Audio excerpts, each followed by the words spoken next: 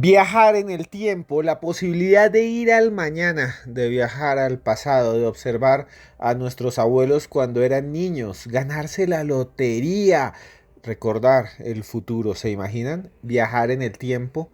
Pues bien, muchas personas afirman haber vivido experiencias increíbles, por ejemplo, salir de la casa y de repente por unos segundos observar otro mundo, observar otro tiempo, observar otro universo.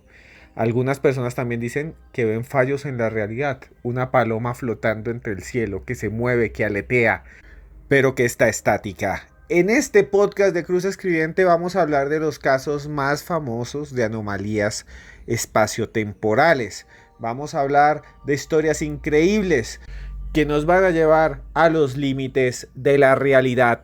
Así que abróchese los cinturones y escuche hasta el final, hasta el final, hasta el final, porque esto es Cruz Escribiente.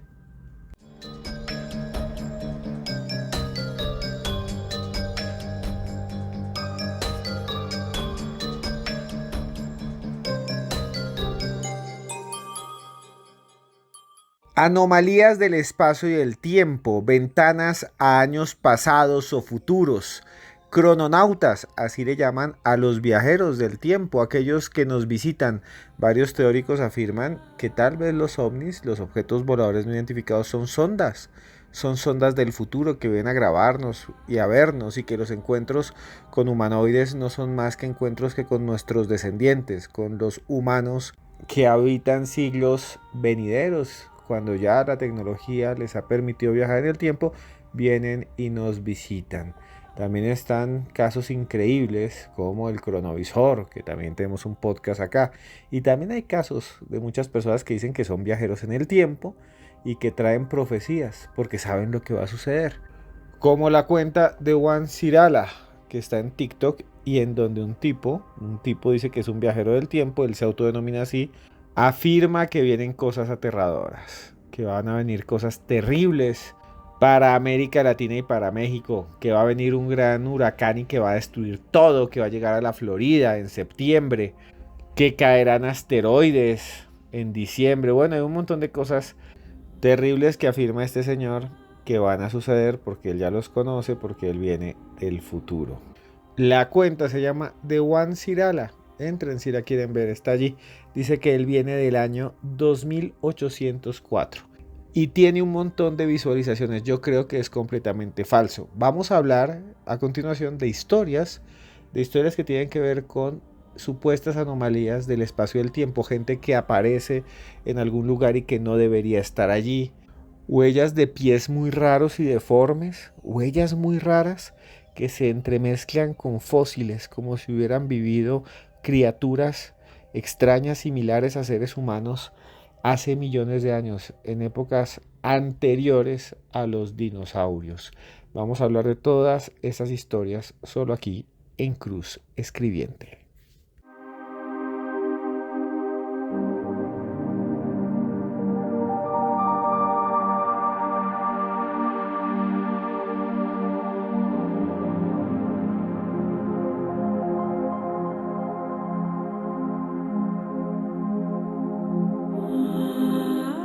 Bueno, Alejandro, hablemos de la reencarnación, hablemos de esta teoría que muchos consideran una realidad y hablemos de casos reales, de casos sorprendentes, de casos extraordinarios. ¿Por cuál quiere usted que comencemos?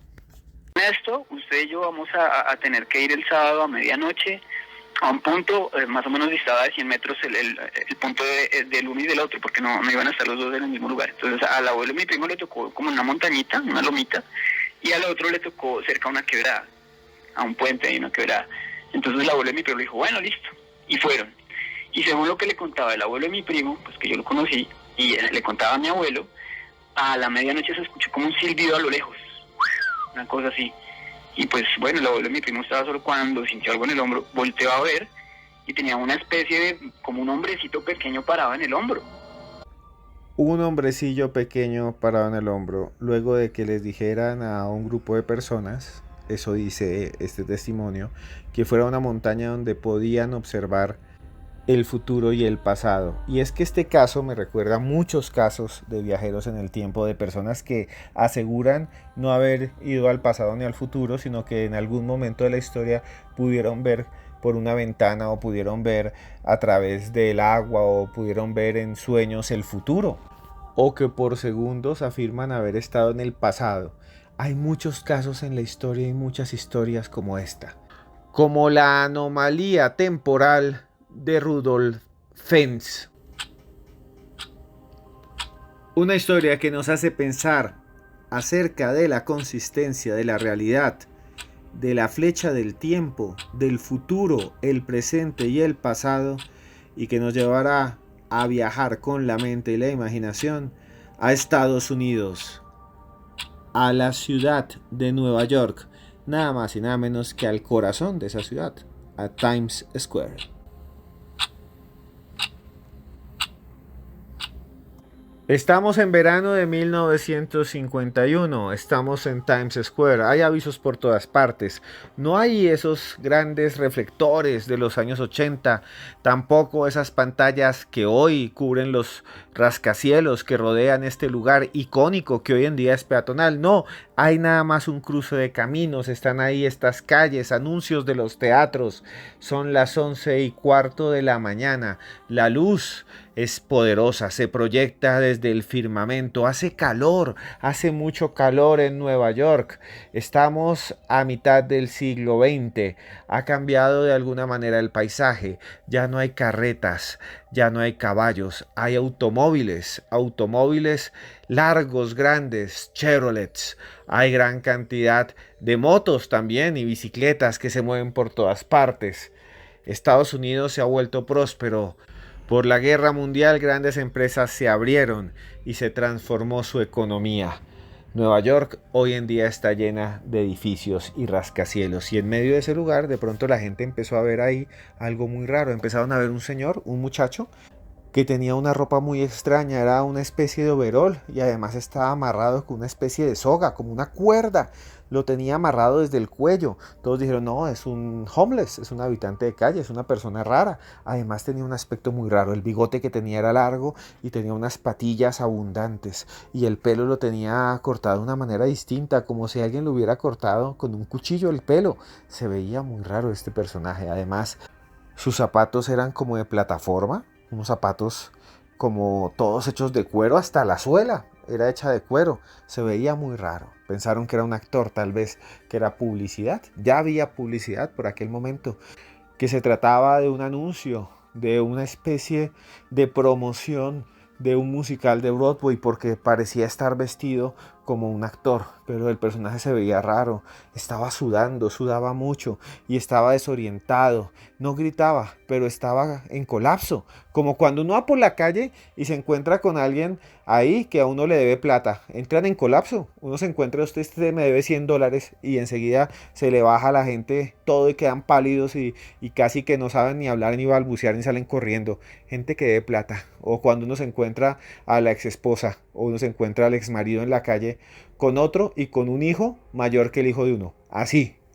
todo asustado. Así quedó asustado este señor, estaba súper asustado y salió corriendo de un lado para el otro, se movió de un lado para el otro y entonces se estrelló contra su cuerpo, enseguida salió proyectado un brazo, salió volando. La cabeza del pobre muchacho chocó contra el andén y se partió y también sus piernas quedaron volteadas hacia arriba y la gente empezó a gritar y llegaron allá, un médico, pedían. Y ahí estaba, alcanzaba a balbucear.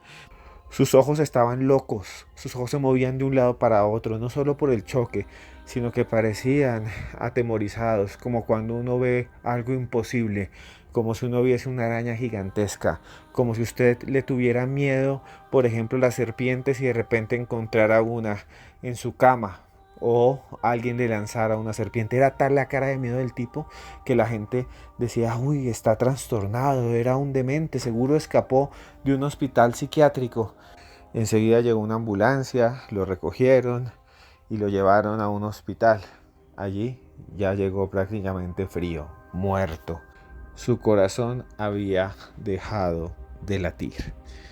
La policía llegó enseguida y empezaron a revisar lo que había quedado del cuerpo y lo que había en sus ropas para ver si podían identificarlo.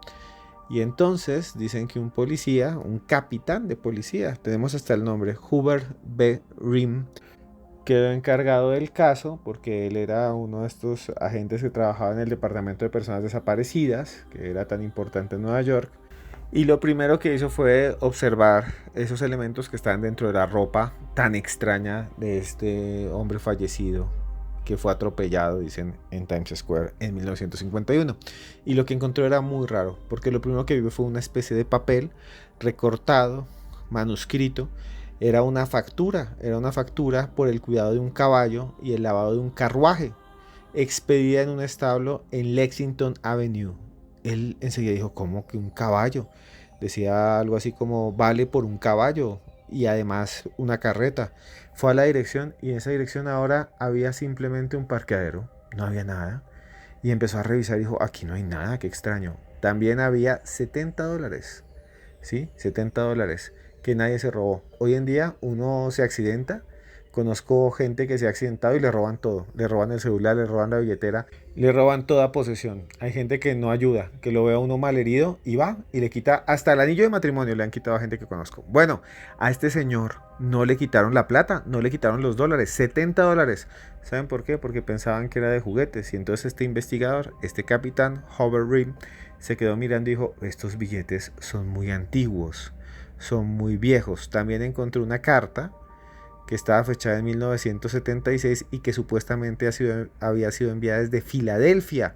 Y también unas tarjetas de presentación que estaban a nombre de un señor llamado Rudolf Fentz, que supuestamente era este señor. Y una dirección en la Quinta Avenida. También fue hasta allá este policía Rim y no encontró nada. Y eso sí es asombroso. Y se dice que también encontraron como un token, como una especie de una pieza de metal que decía que valía por una cerveza 5 centavos y el nombre de un bar que era desconocido. Incluso empezaron a preguntar entre los residentes de la zona que se habían visto un bar de ese nombre y nadie lo encontró. No había. Y también una medalla por llegar de tercero en una carrera de 3 patas. Eso es lo que dice la historia. Cuando a la gente le amarraban a un tobillo y la gente corría. Eso es lo que dice que se encontró allí. Como en ningún archivo de la policía aparecía el nombre de Fentz, entonces el capitán empezó a buscar en los directorios telefónicos de todo el país y encontró entonces el nombre de un señor llamado Rudolf Fentz Jr. en una de esas guías telefónicas de 1939. Él fue hasta el lugar donde estaba anotada la dirección del número y empezó a hablar con los vecinos. Y los vecinos empezaron a decirle, sí, señor, sí, aquí vivió un hombre que tenía más o menos 60 años, pero se trastió, se fue a otro lugar. Usando la dirección, se comunicó entonces este capitán de la policía, vuelvo a decir, con un banco que había hipotecado ese apartamento a nombre de este señor llamado Rudolf Fentz. Y el banco le dijo que efectivamente ese señor había vivido allí, pero que se había muerto hace 5 años. Pero su viuda todavía estaba viva, la esposa le había sobrevivido y ahora vivía en la Florida. Rim logró llamarla, la llamó y le dijo, oiga, estoy buscando a un hombre llamado igual que su esposo, discúlpeme, le tengo que decir, Rudolf Fentz, porque encontramos un cuerpo que parece ser de una persona que se llama igual y usted es la única persona. Su marido, que falleció, de alguna manera tenía algún conocido que hubiera podido robar su nombre. La mujer se quedó en silencio, se quedó en un silencio profundo, casi que lloró y le dijo, lo que pasa es que el papá de mi esposo se llamaba igual, se llamaba Rudolf Fentz y desapareció en 1876. Él salió un día de la casa y nunca más volvió. Una de las historias más sorprendentes de anomalías del espacio y el tiempo. Se publicó en muchas partes, mucha gente cree que es verdad. Lo cierto es que se ha encontrado esa misma historia en diferentes escritos, en diferentes revistas. En los años 70 se publicaron varias, incluso en 1953. Varios escritores, por ejemplo Ralph Holland, escribió una historia muy similar. Nadie sabe muy bien de dónde salió esta historia de una persona que viajó en el tiempo por accidente. Sin embargo, piense usted qué sentiría si un día sale a la calle y el mundo cambia de repente y todo se vuelve diferente. Los edificios son más altos, todo es más grande, la gente se viste distinta, los carros son raros, extraños en la calle. ¿Qué sentiría usted? ¿Qué sentiría usted? Mucha gente dice que ha vivido esos sueños, que ha vivido estos viajes en el espacio y el tiempo, como si a veces se abrieran portales y estuviéramos segundos, minutos en otra dimensión y regresáramos. En Colombia, en la costa, mucha gente dice que se pierde, que está por ahí caminando y de repente los pueblos desaparecen, ya no hay carros, solo se ve monte, solo se ven montañas. Eso mismo decían algunos campesinos de Europa hasta hace 100 años, que decían que eran raptados por hadas y viajaban al mundo del gentil pueblo, como llamaban a estas personas, a estos duendes, a estas criaturas elementales. No tengo ni idea, pero esta historia es realmente sorprendente. La historia de Rudolf Fens. Y la escucharon aquí en exclusiva en Cruz Escribiente.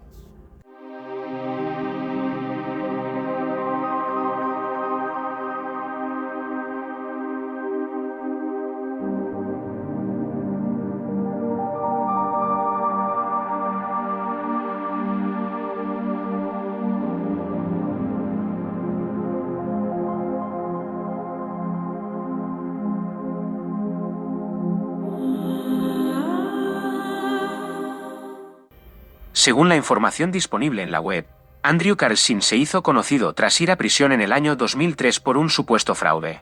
En apenas 2 semanas, un completo novato se hizo con más de 350 millones de dólares americanos. Había multiplicado más de 435.000 veces su inversión inicial de $800 americanos.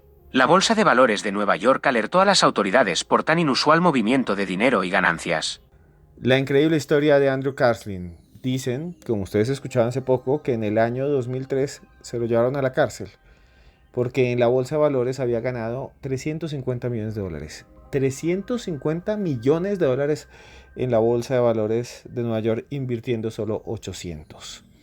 Dicen que Carlson, según los datos que andan por allí, había hecho 126 transacciones de alto riesgo. Todas resultaron a su favor. Ninguna funcionó mal. No perdió un peso.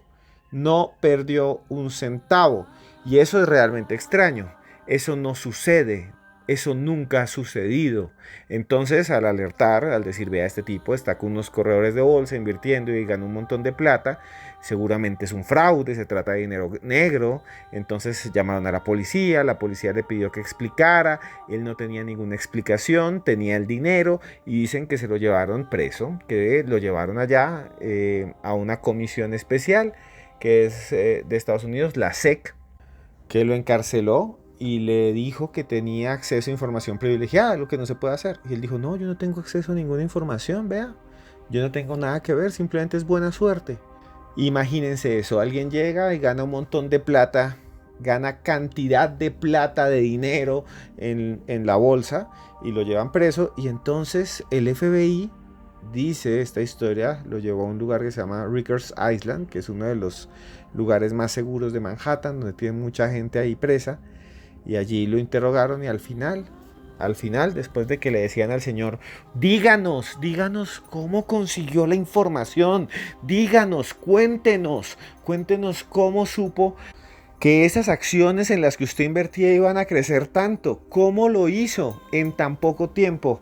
El hombre se sentó y de repente empezó a sudar, se movía de un lado para el otro, movía las manos, se estiraba, pidió un cigarrillo, se lo trajeron de comer, dijo, tráiganme pollo, y cuando comía del pollo dijo, este pollo es de verdad, yo estoy acostumbrado a comer otros pollos, qué cosa tan rica, y lo devoraba como cuando uno está hambriento y le sirven un pan, como cuando usted ha durado sin comer 3 días perdido entre el monte y le coloca una hamburguesa. Así lo devoró este señor Andrew Carlson. Y entonces los policías le decían: ¿y usted por qué se comporta tan raro? ¿Usted de dónde sacó tanto dinero? No encontramos ningún récord de su existencia, ni siquiera. Sus papeles parecen falsos. Entonces dicen que este tipo dijo algo muy demente. Dijo: es que lo que pasa es que yo sabía que esas acciones iban a cambiar, iban a dar mucho dinero, porque yo soy un viajero del tiempo. Eso fue lo que dijo. Dijo: yo sabía que iba a ganar mucho dinero porque yo soy un viajero del tiempo. Es más, vengo del año 2256 y por esa razón sabía de antemano las fluctuaciones que afectarían el mercado. Y se los voy a demostrar. Entonces, supuestamente este hombre extraño, este hombre raro que había ganado un montón de dinero, les dijo: les voy a contar qué es lo que va a suceder en los siguientes años. Va a haber guerras, va a haber invasiones, va a haber grandes problemas en el mundo. Y empezaron a notar los agentes del FBI. No se sabe muy bien, la historia no especifica lo que está escrito por allí en esto que yo creo es una leyenda urbana. Yo no creo que esto sea real, o que tal que sí, no tengo ni idea. Sin embargo, lo que resulta interesante y raro es que muchos de esos eventos supuestamente se empezaron a cumplir. Buscaron la historia personal de este señor y no se encontró por ningún lado ningún familiar, ningún amigo. Y lo más raro es que este tipo llegó y les dijo: ¿saben qué? Libérenme. Si ustedes me liberan, les digo cuál es la cura para el cáncer. Les digo cómo se creó la cura para el SIDA. Es más, les voy a decir dónde está en este momento Osama Bin Laden, que en ese momento estaba por allí suelto. Todo a cambio de que me dejen volver al siglo XXIII, de donde yo vengo. Todo esto parece una leyenda urbana, es una leyenda urbana, si no fuese por la fuente, porque esta información salió el 18 de febrero del año 2003 como un titular de Noticia Real, nada más y nada menos que en el servicio de noticias de Yahoo, que en ese momento era una de las empresas más importantes de Internet, más importantes que muchos diarios, que muchos periódicos, y todo el mundo empezó a decir: ¿qué diablos es esto? ¿De dónde salió? Pues bien, se dice que la verdadera historia realmente fue una ficción, una fantasía que hizo un periodista, un escritor de una revista inglesa y un tabloide inglés que hace publicaciones de este tipo, que se llama Weekly World News, y realmente que es falsa, aunque muchos dicen que es real y que en algún momento de la historia mucha de la tecnología que tenemos ha sido traída por viajeros del tiempo, por seres que vienen de otros lugares mucho más allá del año próximo, de la década que viene, sino que vienen de siglos en el futuro. Una historia extraña, una anomalía temporal, la historia de Andrew Carslin. Pero aquí no termina todo, porque supuestamente hay una foto de este señor. Y además, escuchen muy bien, y esto es muy demente, muchos dicen que al final este tipo lo tienen encerrado en una prisión de alta seguridad, nada más y nada menos que en el Área 51. Una leyenda urbana, pero también una de las historias más interesantes de anomalías en el espacio y el tiempo, solamente aquí narradas para ustedes. Todas estas anomalías, todos estos casos famosos, para ustedes que escuchan Cruz Escribiente.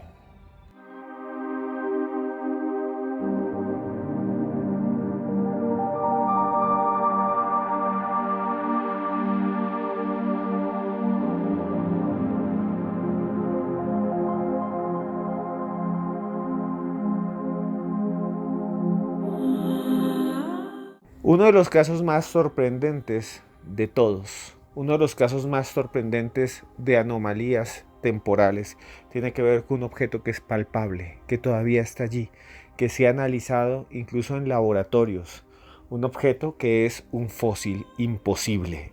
Y para conocer su historia tenemos que viajar con la mente y la imaginación a 1968. Imagínense ustedes, era una época en donde no había televisores de pantalla plana, que no había internet, que no había celulares. Era un mundo diferente. La gente se sentaba en la sala de la casa con sus amigos a hablar horas y horas, o simplemente veían el atardecer.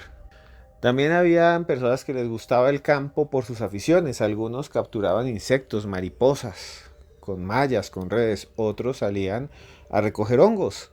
Ya casi nadie lo hace, muy pocas personas se dedican a estas aficiones. A muchos les gustaba pescar.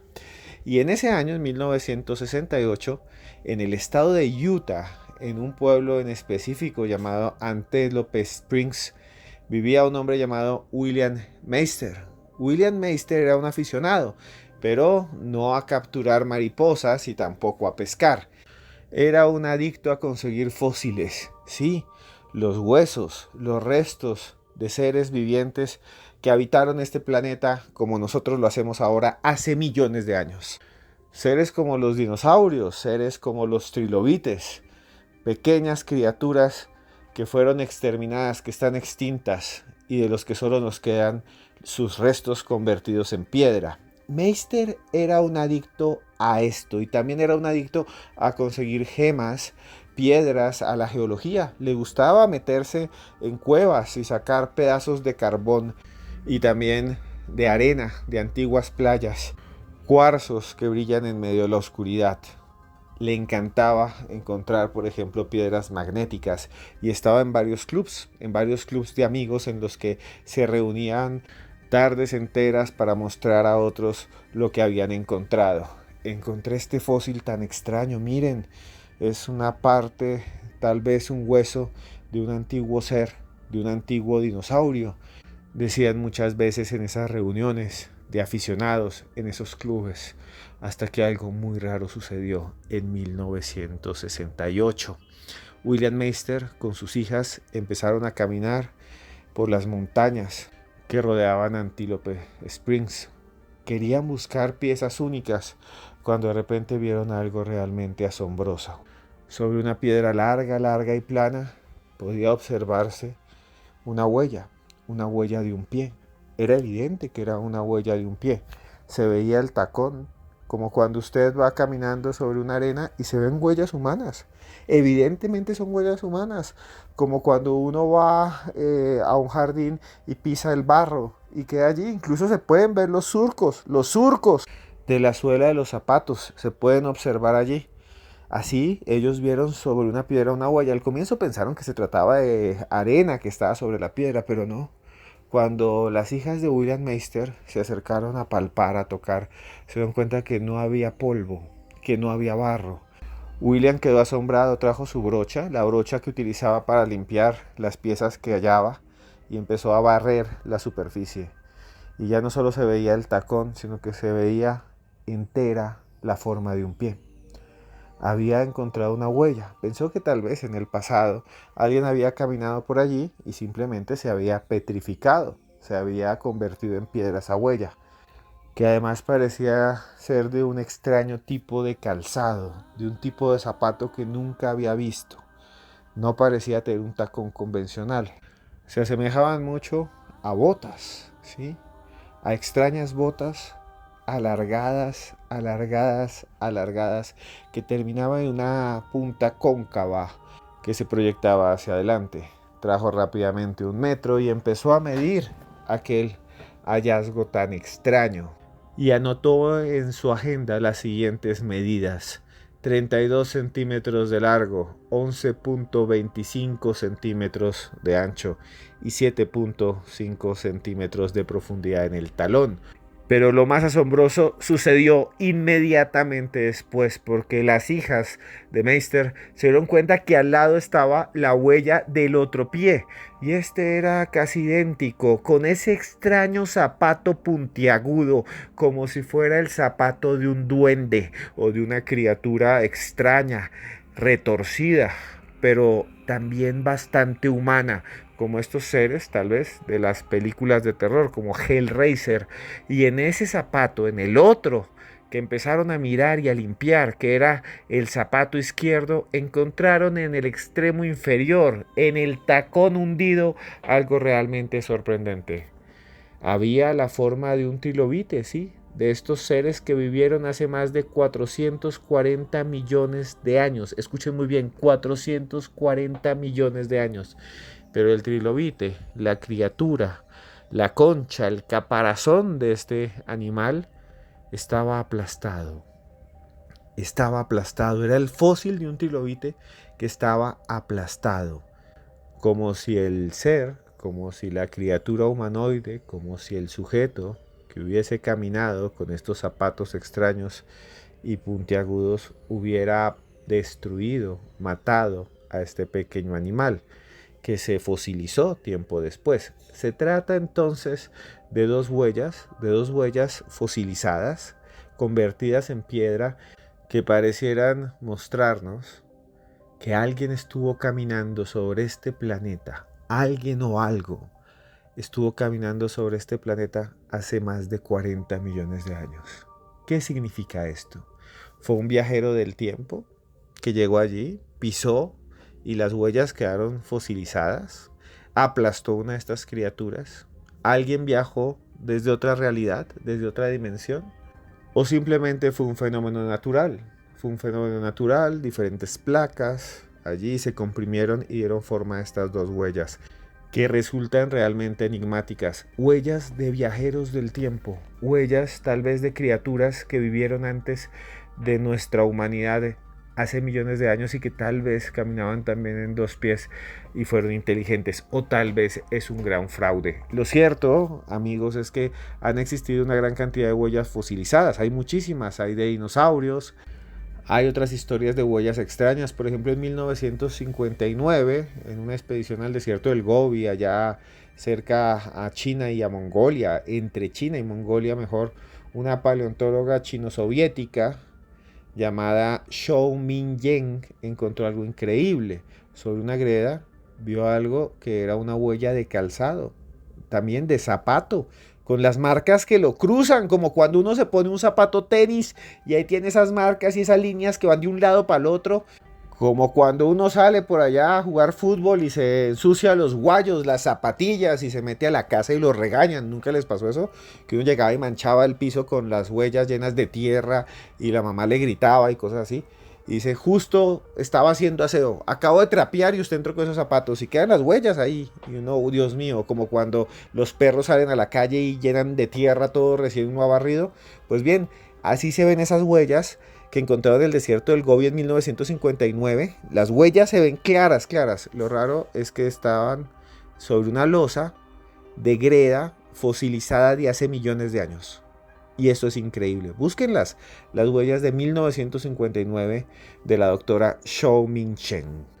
Sin embargo, estas no son las únicas huellas que parecen venir de otra dimensión, otras anomalías temporales, como las famosas huellas de Trashilos. Y esto sí es sorprendente, porque esto sucedió apenas en el año 2002, cuando un paleontólogo polaco llamado Gerard Jeleński estaba allá en Grecia, estaba ya en Grecia buscando supuestamente fósiles y encontró unas huellas humanas, así caminando, como cuando, vuelvo a decir, alguien camina sobre un tierrero o en un barrizal.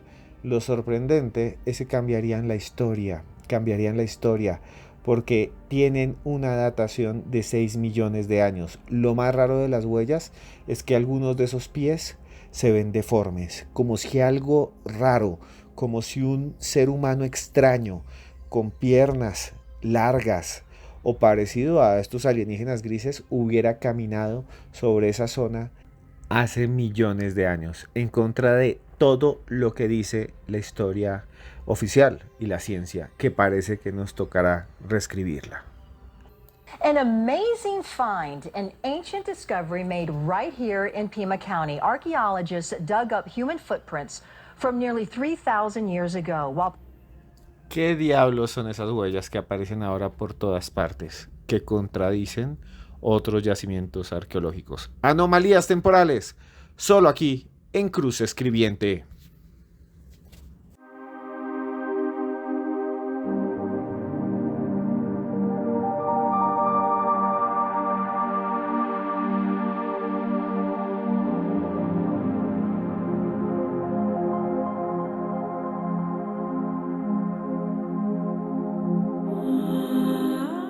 Bueno, llegamos al final de otro podcast de Cruz Escribiente, esta vez hablando de los viajes en el tiempo, de las anomalías temporales.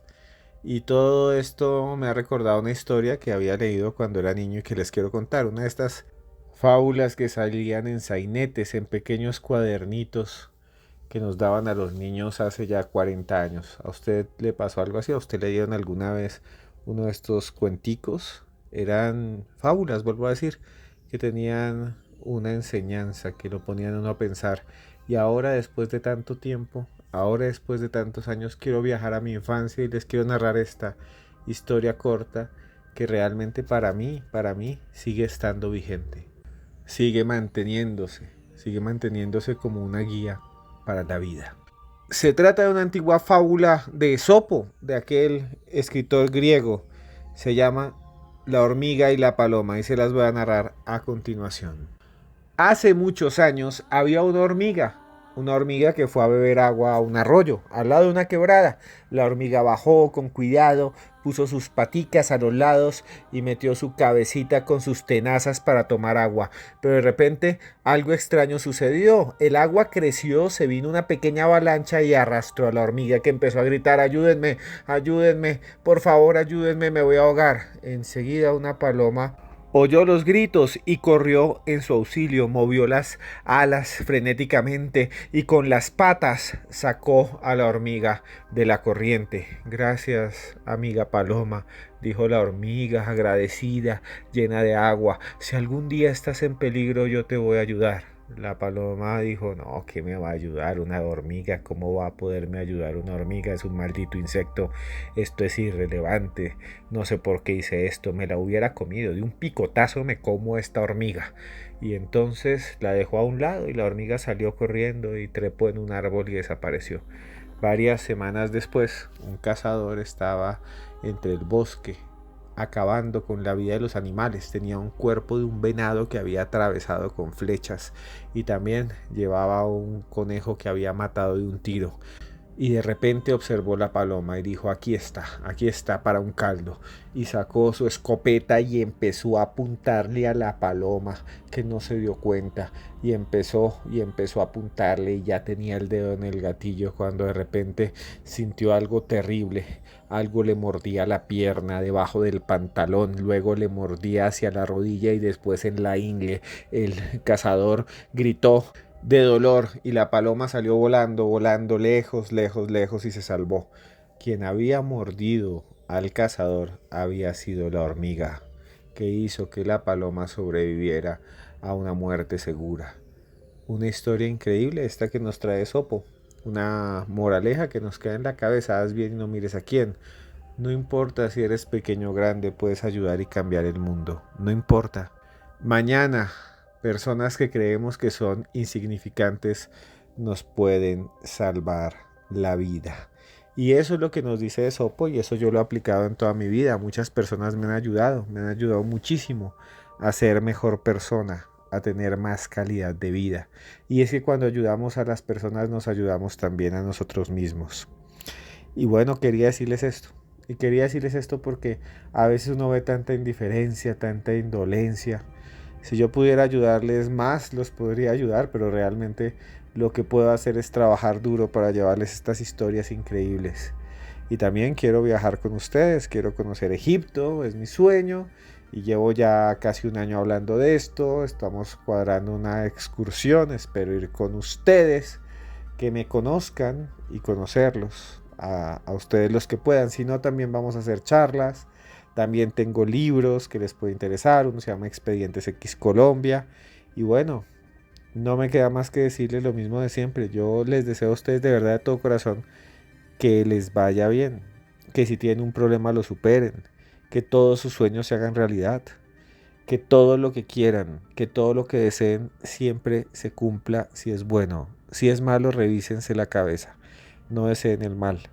Entreguen cosas buenas al universo, cosas lindas, y recibirán cosas lindas. De eso estoy seguro. Yo me esfuerzo aquí muchísimo y sé que voy a recibir no solo dinero, sino también cariño y apoyo de todos ustedes, y por eso estoy aquí. Y por eso no me canso de decirles que estén ustedes donde estén. Encuéntrense donde se encuentren. Yo, Esteban Cruz, los quiero mucho.